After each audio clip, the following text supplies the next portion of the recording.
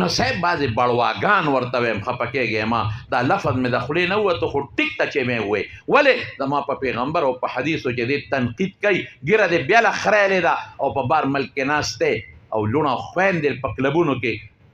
ناچتے ہیں مالا به غصه په پیغمبر نه راځي دا یو سازش روان دی نن مولا سپک کا بس د مولا خبره به نه منلې کېږي بیا به ویم چې دا خو د مولا د لاسه دا ارس برباد دي او دا قادیانې خو مړه سم سړی و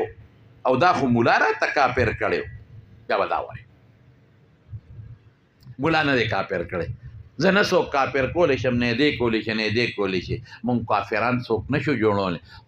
خدای او رسول چې چاته کافر ویلي زما دا ذمهداري ده چې درته ووایم چې دا دی زما څه کار دی چې زه خلک کافر کوم دین دا دی چې خلک اسلام ته راوله خلک مسلمانان کا دا نه چې خلک د اسلام نه وباسه